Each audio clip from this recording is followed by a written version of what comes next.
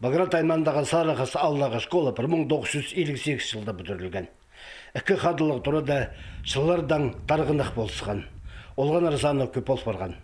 1980 жылда школаны алқытқанар. Пүйіні көгінде мұнда 95 бала көрінше. Оларынан 16 күретші тоғынша. Пучил школа оға түзімдік болды. Федеральный программа хостыра спортзалыны толдырызына тұқтап салдылар. Поларыны прай алыстырғанар сырланар. Шарық спортзалда кебазы алыстыржан орын еділген базы тренировкалар соның шуынып алар оңдай бар. Школада туалет жоқ болған.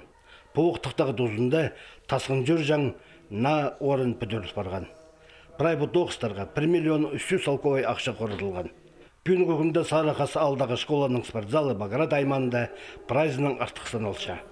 Амды пер волейбол өнерға алдағы ұлыс келіп барша. Школаның пазы пір боғдарқасы. Ол қасықтары ойын балаларының 9 кабинет. Психологның логопед балаларыны піріктіріп тоқса баршалар.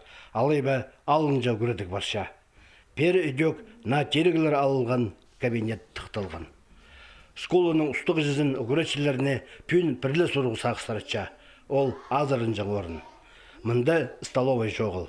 Уроктар арызында, тынық дұзында оларыны ебзер азырынып аларға посытчалар. Балалар ереліншелер. Столовай шоғыл балаларымыз азырын жылар.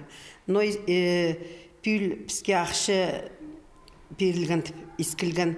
Есақчам, что школада столовой бүтіріп берелер. Ол уға керек неме балаларға. Ізденше біз, что все-таки бізге столовойды бүтіріп берелер. Школаның ұстық жүзі Алексей Ешкабулов танықтывша. Қазына домыздың депутаты Надежда Максимованың болызына.